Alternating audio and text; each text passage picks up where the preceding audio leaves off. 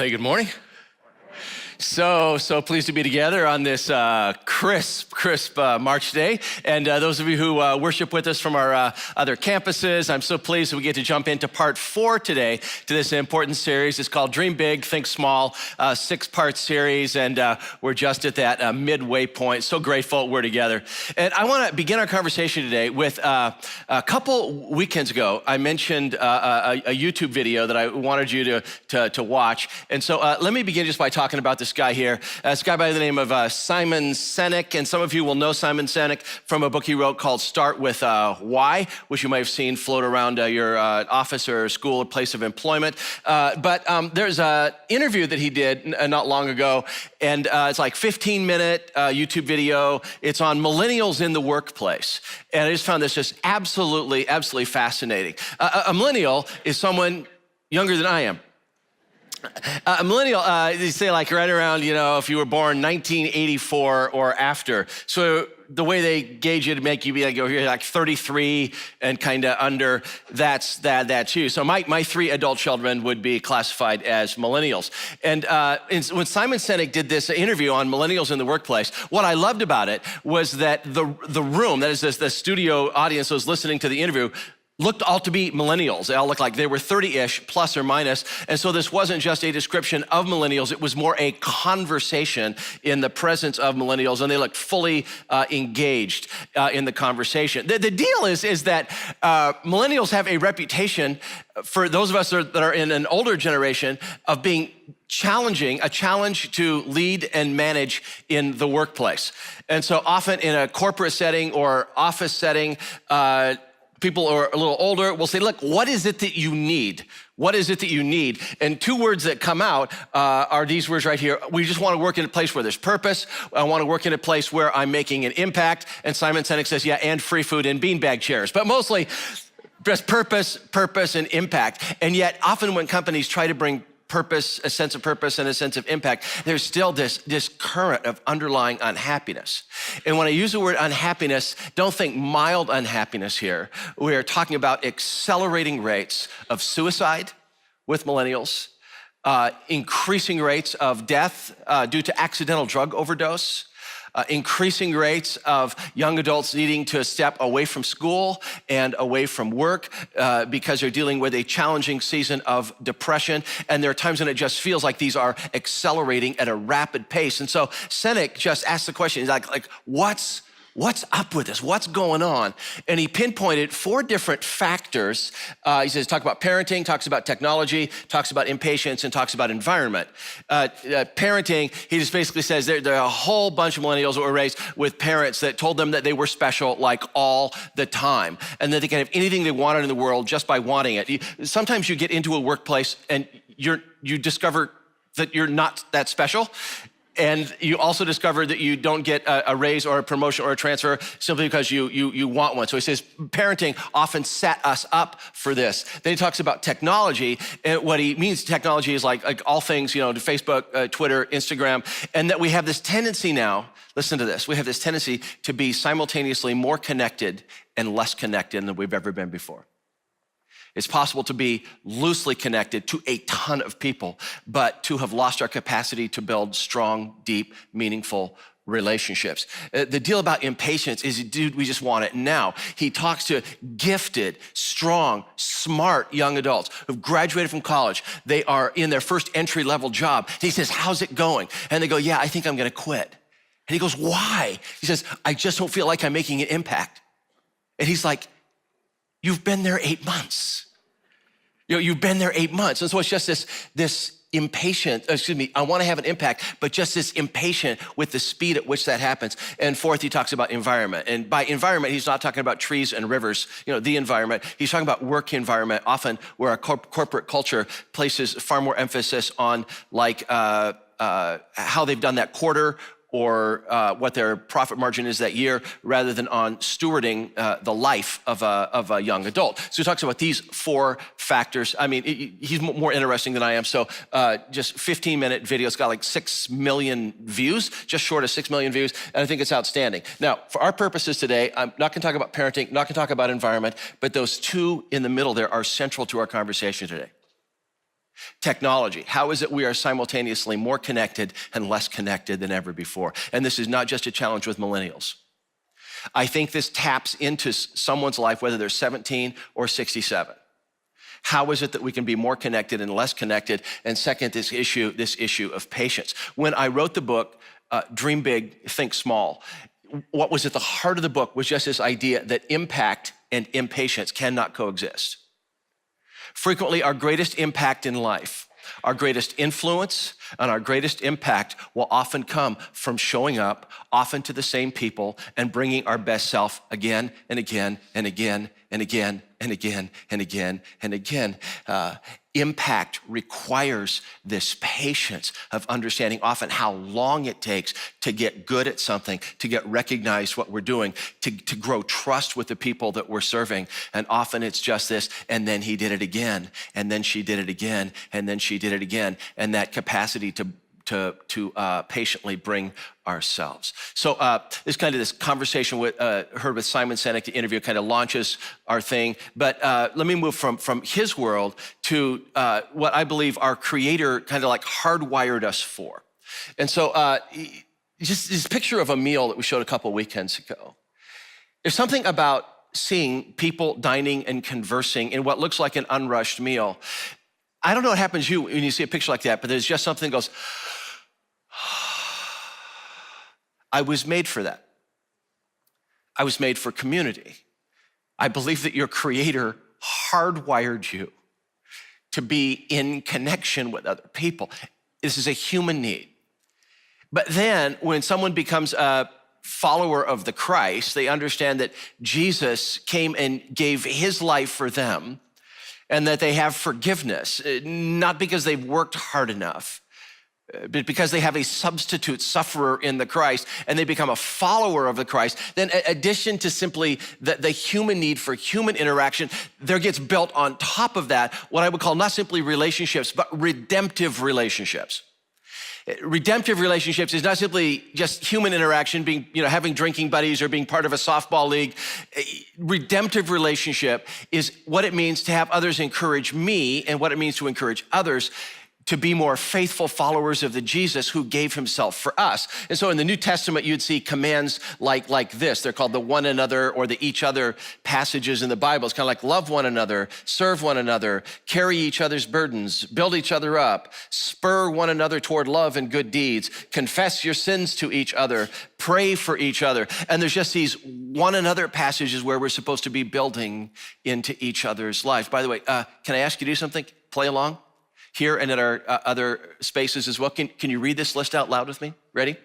Love each other, serve each other, carry each other's burdens, build each other up, stir one another toward love and good deeds, confess your sins to each other, pray for each other. I just want to suggest to you that if you're praying for each other, confessing your crimes to each other, encouraging each other to a life of love and goodness, my friends, that requires kind of a depth of connection, not just superficial connection.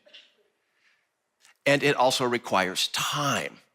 And so what I'm trying to say here is that the very thing that we need the most, deep human connection built over a period of time, feels like it's harder and harder and harder to come by because of technology and because of impatience. I think this is worth a conversation. So today, installment number 4 of this conversation about dream big, think small, slow and steady faithfulness. We want to talk about the power of life-giving relationships, why they're important and why they're so hard. Why they're important, why they're so hard, and what forces we have to overcome in order to tap into what God designed, what the Creator crafted us for, deep, meaningful, lasting relationships. Why are they important? Why are they hard? And what I've done is kind of organized our conversation today around 3 questions. So if you're the note-taking type, question number 1 is just the question, what's your circuit? Question number 1 is just a question, what's your circuit? Now, a couple years ago, 2.5 years ago, we spent several weeks studying the life of a guy by the name of Samuel. kind of a hero in the Bible from the Old Testament, lived about 1,000 years before the time of Jesus.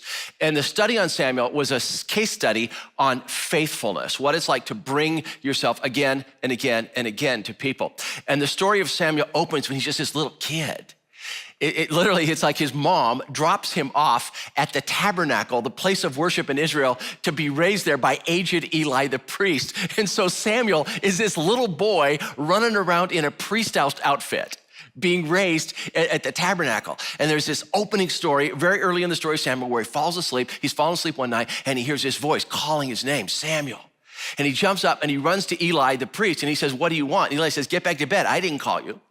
He goes back to bed and again, he hears his voice called Samuel, Samuel. He jumps up again, runs back to Eli the priest and says, what, you called me? He says, I did not call you. Get back to bed and let me get some sleep. Happens a third time. And this time, Eli starts to flip out a little bit. He goes, oh, the next time you hear that voice call your name, don't come running to me. Just say, speak, Lord, your servant is listening. And that night, Samuel receives a message from God. And all of a sudden you realize this little kid is not simply a boy priest, he's a boy prophet. God is talking to the kid. And so that's like, whoa. And so you turn the page and you say, what's gonna happen to him next? And the answer is nothing. He disappears from the story, like for 3 chapters or something like that.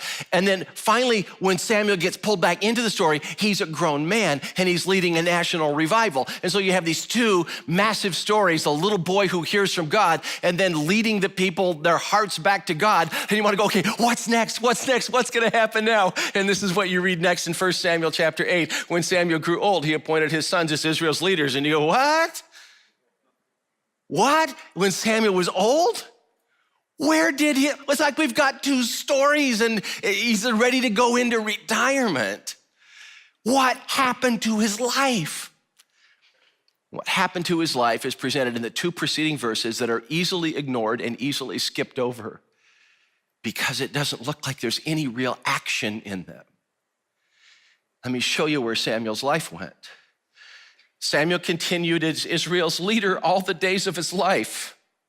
From year to year, he went on a circuit from Bethel to Gilgal to Mizpah, judging Israel in those places. From year to year, year after year after year after year, Samuel does this circuit from Bethel to Gilgal to Mizpah. I mean, on a map, it looks like this, from Bethel to Gilgal to Mizpah, from Bethel to Gilgal to Mizpah. I think it's what Samuel is doing when he's 34. He shows up in a village, Bethel or Gilgal or Mizpah, and they bring to him the most challenging court cases and say, help us solve this fight before an argument turns into a clan war. You speak into the situation and try to bring justice and say, this is what you need to do in this situation, so everybody calms down a little bit. He's leading the people. There was an element of spiritual leadership. Hey, 2 hills over, I see they're building an altar there. It's a Baal altar, right? None of you people in your village are going out there and worshiping Baal there, are you? May I ask who's building that and why? He brings spiritual leadership. I think this is what he's doing when he's 34. I believe this is what he's doing when he's 47. I believe it's what he's doing when he's 56. I believe it's what he's doing when he's 63, from Bethel to Gilgal to Mizpah. This is Samuel's circuit. What we learn from Samuel's circuit is this: often our greatest influence will come from showing up in much the same way, and often with many of the same people, again and again and again. It's not flashy. It's not sexy. It can be redundant. It can be repetitive. It can even be boring. And it can be life-changing. When Samuel dies, it says the whole nation went into mourning. When Samuel died, all Israel mourned. Go, yeah, but what did he do? He brought himself again and again and again and again for years. And I just want to ask you the question, what's your circuit? Is there anything in your life that brings life to somebody else and influence to somebody else and hope and health to somebody else, but you find yourself doing pretty much the same thing over and over and over and over again? What's your circuit? I ask, what's your circuit? And a woman in her middle years would say, well, part of my circuit is calling my 86-year-old mom every week. Usually twice a week. I always call her Sunday night and then usually maybe Wednesday or Thursday.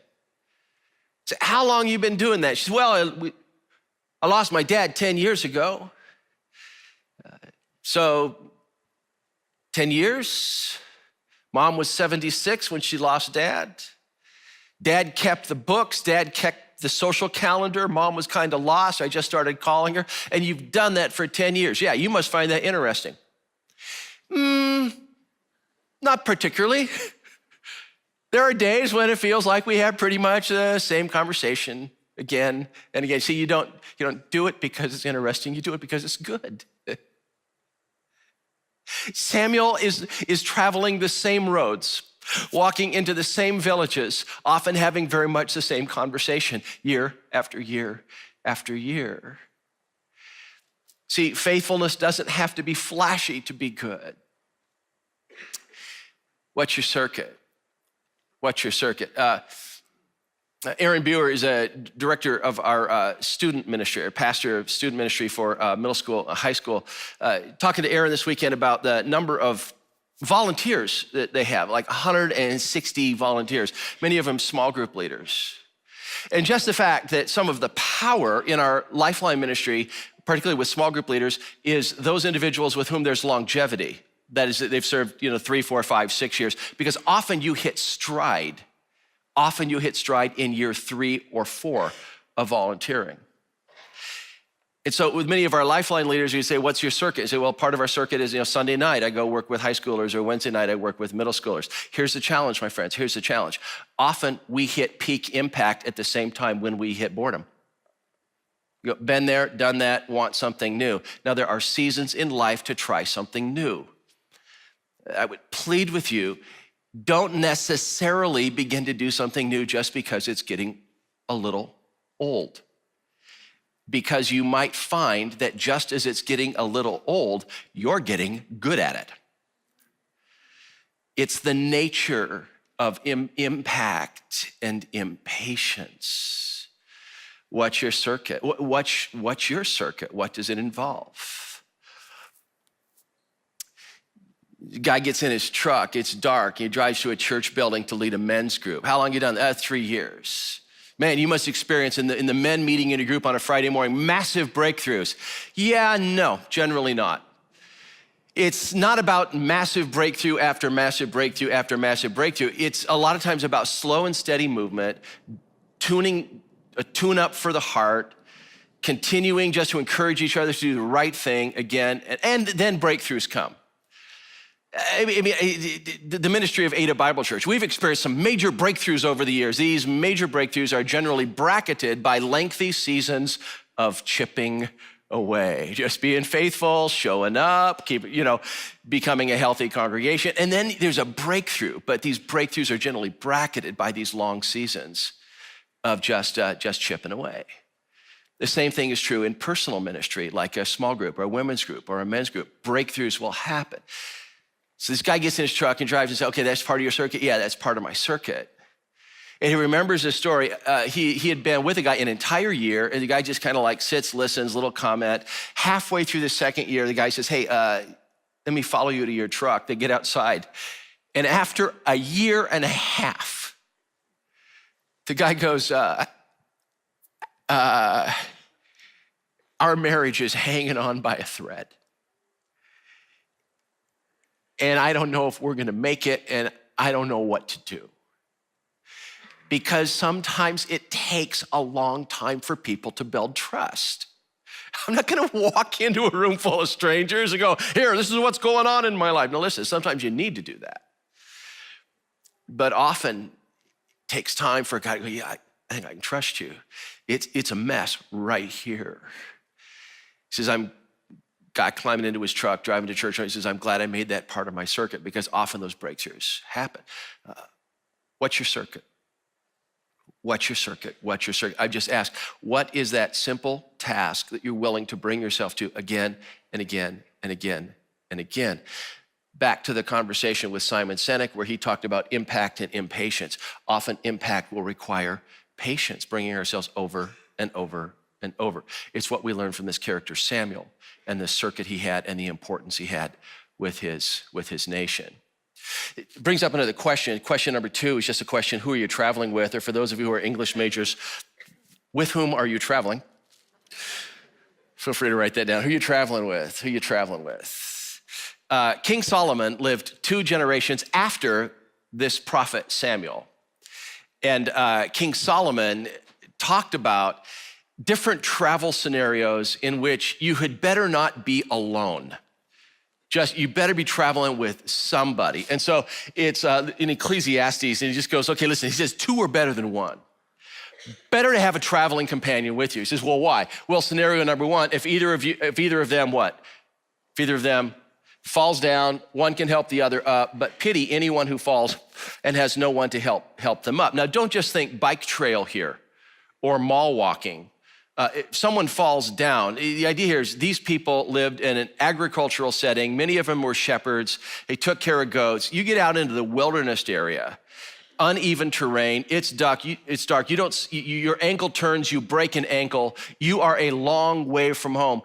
It's just a good situation to be able to yell, to have a buddy come to help you get back to your village. There are lions, there are bears, there are wolves. You become bear bait really, really fast out there if you're injured. And so he just says, listen, this is unpredictable. People fall. You don't know it's gonna happen, but someday it'll happen. Second travel scenario. He says, also, if 2 lie down together, they will keep warm. But how can one keep warm alone? This is a verse on spooning. That's all we're gonna say. Next verse. Though one may be overpowered, 2 can defend themselves. This is a possible mugging. You come around a corner, there's a group of thugs there, and they want your money, and they'll beat you up for it. Well, if there's like 3 or 4 thugs and you just got another guy, what benefit is that? Better to have someone else than to be alone. They might think twice. You may be able to defend yourselves. And so the 3 travel scenarios are someone falls, someone gets caught in the cold, and someone gets mugged. And the idea is life is unpredictable and you really don't know when these might happen. Better be traveling with somebody. And I just want to ask the question, with whom are you traveling? Who are you traveling with? And many of you would just say, dude, okay, right now, I travel alone. So can we talk? If you ask me in private and say, okay, Jeff, who do you travel with? I have family members. In addition to family, I would have a group of friends that have been in our lives for years, who've been in their lives for years. But probably I would respond with this group of buddies right here.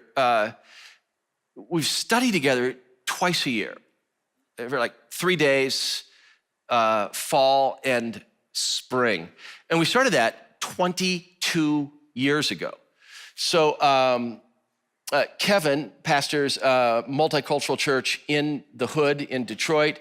Carlton pastors in San Diego. Nathan pastors in Frankenmuth. I just want to say the community that he pastors in Frankenmuth is different than the community he pastors in Detroit. Wildly different.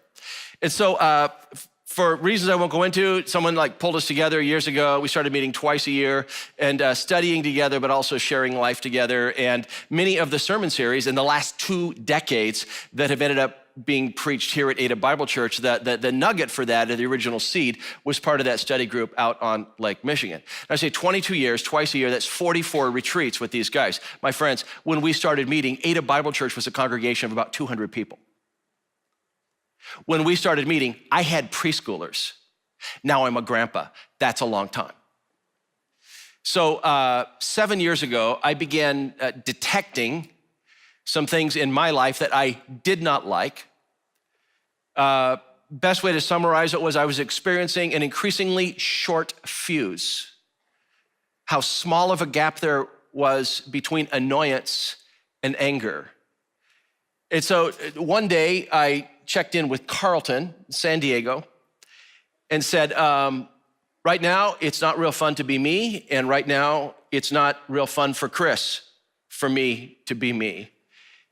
And I thought I had dealt with, kind of temper issues back in my 20s and 30s. I don't know where these are coming from, and I just needed to check in with someone. And that led to kind of routine Monday telephone conversation 7 years ago, and now it's our practice whenever possible to try to just touch base with each other on Mondays. How did your weekend go? Are you encouraged? Are you discouraged? How's your relationship with your wife? How are your kids doing? Just basic life issues. I am not traveling alone. And I guess what I'm saying is whether you're in middle school or whether you're in your senior years, I just wish every man and woman had a Carlton in their life. This simple little graphic. Let's just say this little blue circle is your kind of like your interior world. This is where you have hopes. This is where you have dreams. This is where you have deep disappointment. This is where you have deep joy. And around you are a ton of people. These are people from work that you might know their name, but not much else about them. These are people that perhaps you went to high school with them and they're still in the region. And so you send a family Christmas card back and forth. These might be Facebook friends. These might be people at church that you bump into from time to time and recognize there's just these people in your life. And what I'm suggesting to you is that it is a wise thing to identify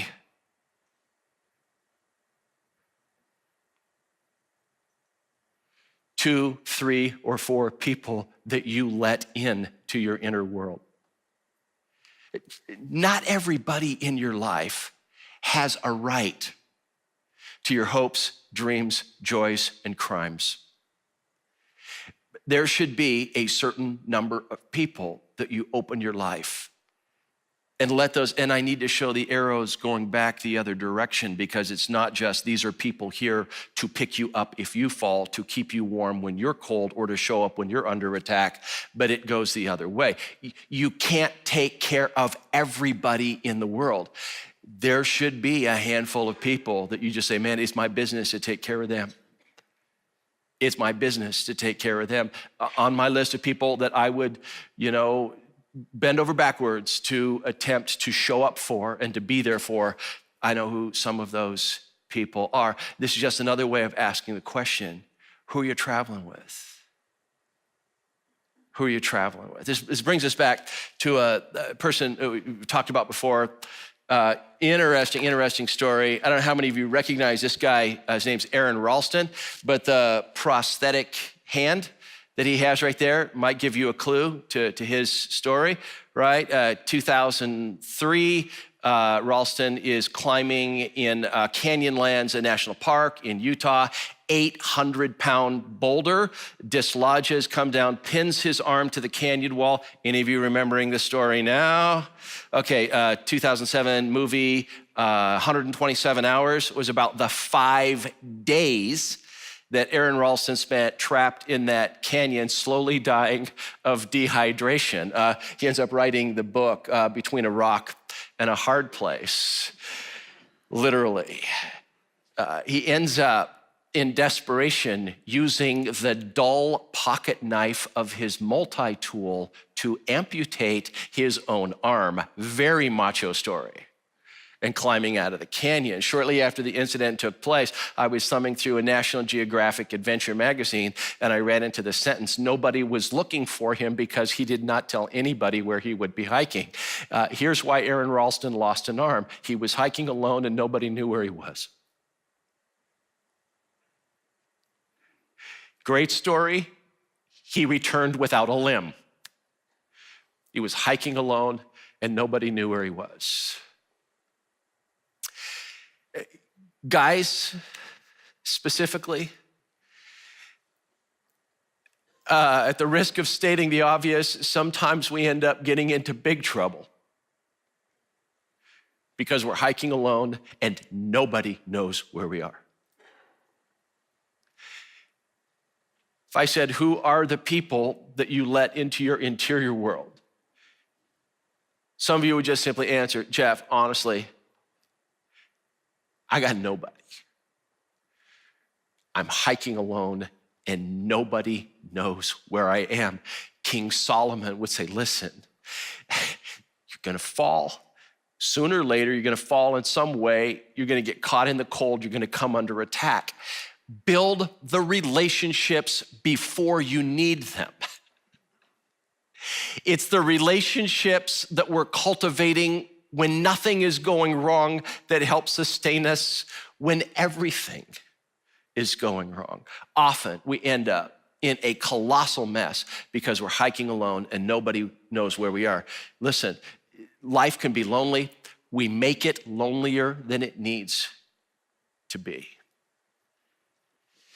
Already I'm getting an emotional kind of pushback from this right here, because when you open up your heart, your joys, your dreams, your crimes to somebody else, there is the chance that they can use it against you, right? So I say, Jeff, when you do that, there's a big possibility that you could get hurt. And you're right. And so we spent a certain amount of time in life asking the question, how can I invest in people in a way that I walk away undamaged and unhurt? I just want to find those safe people in life that there's no possibility and there's no risk of being wounded. Good luck with that one. I think a better question, and it's our third question today, is this question right there. This is how are you healing? How are you healing? I think it's a better question than how can you live through life with kind of a cast iron protection so that no one can hurt you. Just understand, here we go. Those relationships which bring the greatest opportunity for joy also bring the greatest opportunity for pain. Family. One of the greatest opportunities for joy in life is family. One of the greatest opportunities in life for pain is family. And often it's the same ones. You know, you ask a couple in their middle years, what relationships bring you the greatest joy? Oh, our connection to our kids and grandkids. Really, scroll back through your life. What relationships brought you the greatest anxiety and frustration? Those same kids that brought those grandkids into the world. The same relationships often that have the greatest possibility of joy also have the greatest possibility for pain. Close friendships, greatest possibility of joy, greatest possibility of pain. Ministry and church, greatest possibility for growth and joy, greatest possibility to put your heart out there and to feel like it was rejected or like things didn't go well. So I think a great question is just how do we heal? How are you healing? King David, Solomon's father, right? David and Goliath, King David was also a poet. Check out this poem, Psalm 55. I said, oh, that I had the wings of a dove, I would fly away and be at rest. You realize there's a day in his life that he said, I just wish I could sprout wings and fly away from this entire situation. It's awful, it's heartbreaking, it's tiring. Oh, that I had the wings of a dove, I would just fly away from this mess and be at peace. And you go, David, buddy, what happened? What was going on? A few verses later, he tells us, he said, if an enemy were insulting me, I could endure it, but it wasn't an enemy. If a foe were rising against me, I could hide, but it wasn't an enemy and it wasn't a foe. Well, David, who was it that stabbed you? He tells us in the next verse, but it is you, a man like myself, my companion, my close friend. And he says, I didn't see this coming. And because he was a close friend, I was in a situation of vulnerability. It was someone I trusted, and the guy knifed me. Now, if that happens to you, I think one of the first gut reactions is just to go, I quit. I shared my inner world with her, and she shared my inner world with a number of other people, and I think she did it in a way that she used that against me. I quit. I'm never gonna do that again. I am never gonna open myself up like that to another person. I quit. This child, she's unresponsive. She doesn't communicate. She's self-centered. I'm done. I don't care if she's 2.5. I'm done. I'm through. I know there's so many people that find their way into Ada Bible Church and they've come from a just really challenging former church situation. You invested, you gave your time, you gave your prayers, you gave your money, you gave your life, and then there was group A, and group A got sideways with group B, and there was this mess, and you go, listen, we're done. We're not doing that again. Maybe we'll show up and we'll sit in back, but that's the last time we actually expose ourselves by giving our hearts. I'm done. You walk into the store one day and they're playing a classic rock station over the PA, and you hear the lyrics of the 50-year-old song, I am a rock, I am an island, and a rock feels no pain, and an island never cries. I have no need for friendship. Friendship causes pain. If I never loved, I never would have cried. I am a rock, I am an island. Who sang that, by the way? Simon and Garfunkel, really? Did any of you have that album? And you go, yeah, that's me. I'm done. I'm an island. I am an island. Better safe just to be out here. The problem is, 2 days later, you're dentist's office, and they're playing a mild classic rock station, and you hear these lyrics from guess who? Simon and Garfunkel, and they go like this. When you're weary, when you're feeling small, when tears are in your eyes, I will dry them all. I'm on your side when times get rough and friends just can't be found. Like a bridge over troubled water, I will lay me down. And you go, make up your mind. Pick a metaphor. Island or bridge, because you can't isolate yourself and show up at the same time. Choose. You got to choose one, island or bridge, and you do. And you do. How are you healing? The very relationships that can bring you the greatest joy in life also have the possibility of bringing you the greatest pain. Question, how are you healing? Will you allow God to heal you up, to lick your wounds, and to get back in the game with no guarantee that you will not be hurt again? You say, yeah. Some of you say, I don't even pray anymore. Jeff, I don't even pray anymore. This wound went so deep, I don't pray anymore. I mean, why would I pray to God? I mean, what does he know about being betrayed and deserted?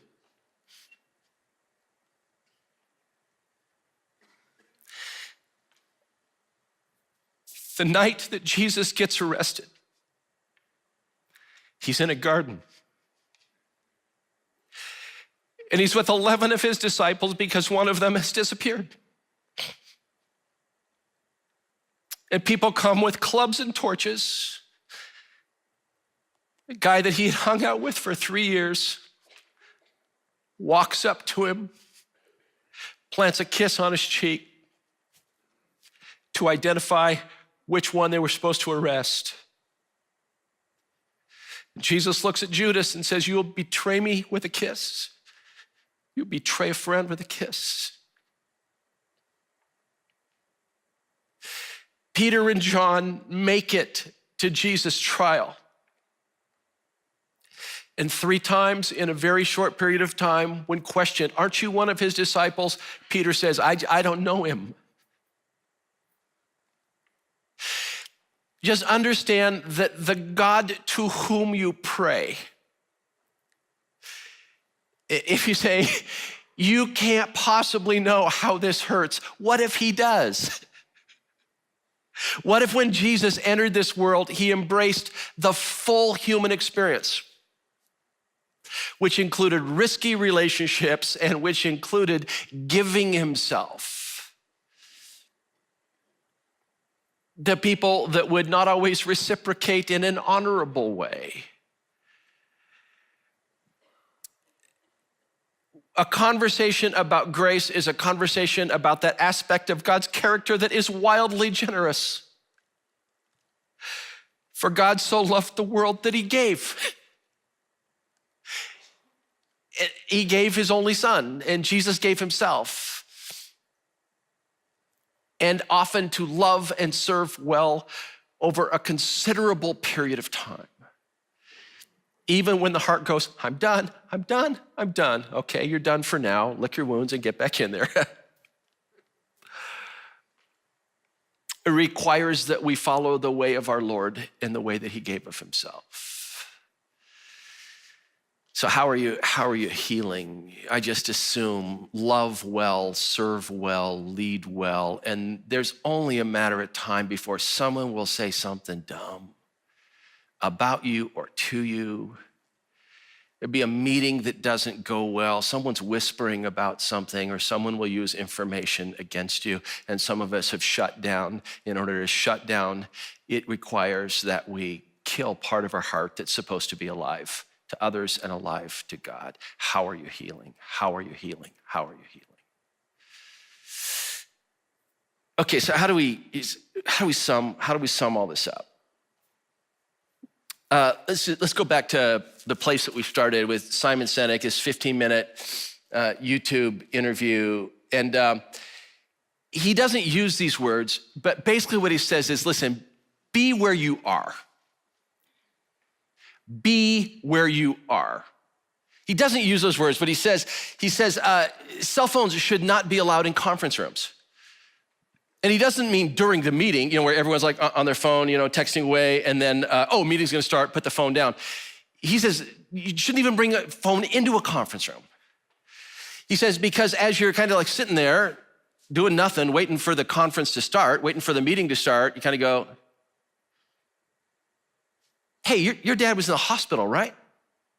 How did that go? Oh yeah, we were really worried, but he's out now. He says, now that space there, often when everybody's on their phones, that is often the space where relationships are built. When you're with the people you're with. Sinek says, if you're at dinner with 3 other people and you're texting a bunch of people that aren't there, he says, this is a problem.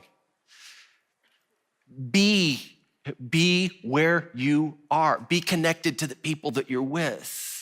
Let me tell you what I find a struggle with this, right? It's for me, it's not texting. For me, it's pictures. I'll be away. I can't believe it. My grandson just turned 3. Preston is 3 years old. And I figured out what I am to him. I am nothing more than a play date with a driver's license. And so we'll be at a park or something like that, and he'll just be having a blast, on a swing or a slide or climbing or something like that. And so all of a sudden I turn it into a photo shoot, right? And so I got the phone, I take a picture, and then second picture, maybe those didn't turn out, third picture, fourth picture, and you think, now phone goes in the pocket. Oh, no. How did those turn out? I'm with him, right? So like, oh no, delete, no, delete, no. Oh, that's good. Let me crop that a little bit. I wonder how that would look in Chrome. Maybe I need to text that to his mom and dad to show them what an incredible time he's having with grandpa, as usual. Maybe I need to send that to his sister in Chicago. Maybe I need to post that. And suddenly, I'm no longer with him. Suddenly, I'm with them. And so, with me, here's the price tag, and it's awful. I'm gonna have to say, okay, I can pay the price, I can pay the price. 90 minutes, I can drop him off, then I can fix a picture, then I can do with whatever I want to. But often it's chill. Is it necessary for you to alert the entire world that you're at a park with your grandson at this moment? Could this wait 2 hours? Be where you are. My friends, is this a challenge for us? I think this has always been a challenge. I think that the challenge is intensifying, and I think there's more factors involved than there's ever. This is not a new problem. I just think it's an intensified problem of actually being where we are, because deep, meaningful relationships take time. So that's kind of like word number 1 to summarize. Word number 2, and there's companion reading material with the series, and it's kind of broken up into days. And day 16, which I hope you'll read tonight or tomorrow, it's the gift of long-term friends. At the end of day 16, there's this reflection, and this is what I ask you to do. I say, can you name who are you traveling with? Who is it you let in to your interior world? And some of you would go, dude, honestly, I got nothing. Reflection piece number 2 is just, if you couldn't come up with 3 or 4 people that you allow into your life, into your joy, into your crimes, into your trials, into your frustrations, into your world, if you couldn't come up with 3 people, then create a hit list. Perhaps it could be them, perhaps it could be them, perhaps it could be them. At least invest the time in coffee, hanging out, phone conversations to see if those relationships could develop. But again, we're talking time, and impatience is the enemy of time. I think those are two of the most powerful projects that you could do this week as we talk about this. My take on this is that our gracious God created us for community. And then in the context of Jesus followers, man, serve each other, provoke each other to love and good deeds, confess your sins to each other, depth and time and depth. I think that we crave this, that we sense the power of this. And yet at the same time, I think it could be harder than ever to achieve that. But I believe that when your gracious God crafted and molded you, he molded you for community. He molded you for community. Be willing to work a circuit where you're intersecting with the same people again and again and again. It's not flashy, it's not sexy, it can be life-giving. The life of impact is usually drawn from that circuit and that space. Who you're traveling with, and if you said, I'm hiking in alone and nobody knows where I am, only you can amend that situation. I plead with you not to travel alone. And for those of you who were burned and you just went, yeah, I'm done. Would today be the day that you open your heart back up to God's movement? That you allow him to heal you, and that you follow the way of your Lord a day at a time in loving, serving, and leading others. I'm going to pray for us, and then we'll have campus pastors and room hosts come up and give final instructions for the week. Gracious God, I am thankful that we have been here today. I'm grateful that we've been able to look both at our culture and both at your word, the scriptures that give life over the generations. I pray for each man and woman in this room, each middle schooler, high schooler, post-high school. Gracious God, may we know you and the depth of your love in a way that allows us to love those around us. In Jesus' name, amen. All right, it's been a great morning together. Thank you, Pastor Jeff, for sharing that and opening the scriptures with us. This morning is really kind of part one of three things we would love to see happen in our lives this week. This morning was about listening to a sermon, but we'd also like to read. That's part two. I got this book here. This is my copy of Dream Big, Think Small. If you don't have a copy of this book, we'd love for you to pick one up. You can grab one in the atrium afterwards, and suggested donation of $10. If you don't have the cash, little secret, just grab one. We want you to have this book, and we're in chapters 16 through 20 this week. And so if you're brand new picking up the book, just jump in chapter 16. You can catch up later, but part two is to read, and then part three is to talk. And so our hope is that in your small groups, we could talk about what we're learning and what we're reading and what we're hearing. And the shameless plug, if you're not in a small group, we'd love for you to consider that. And if not, find somebody that's also reading the book, get together this week and just talk about what you're learning and what God is doing in your life. It's been a great morning, and if anything in the service moved you this morning, we'd love to hear from you. You can stop by our information center and connect with somebody that has a name tag on, or feel free to come up front. We'd love to talk with you. Thanks for being here. I hope you have a great rest of your day, and we'll see you next time.